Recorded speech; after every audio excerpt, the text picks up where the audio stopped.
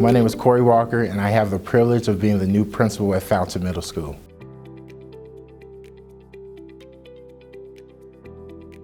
What has been your experience in education and as a teacher? So I've been in education. This is going on my 14th year in education, and I started right out of the military. I was a logistics officer in the Army, and my post-military career was a desire to go into education. So start off as a teacher for 5 years as a teacher, working actually on Fort Carson at Carson Middle School. I taught 7th grade social studies, fun. 7th grade is the best grade to teach. Those kids are crazy and really hilarious. You guys are 8th graders, so I know you probably have some stories about being in 7th grade this past year. From there, I actually moved to Fountain Middle School as the Dean of Students, and I did that for 2 years, and for the last 6 years I was an assistant principal. Why did you want to become the new principal of Fountain Middle School?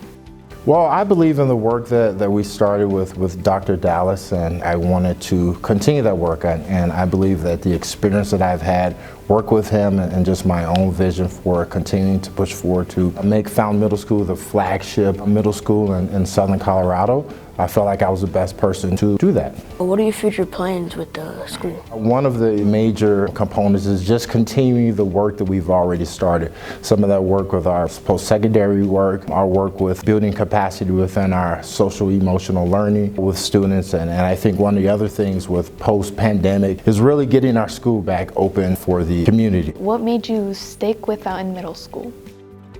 Well, one thing that's unique about Fountain Middle School is that I live in this community, so I have a vested interest in this community and seen it successful. My 2 children have gone through the school system.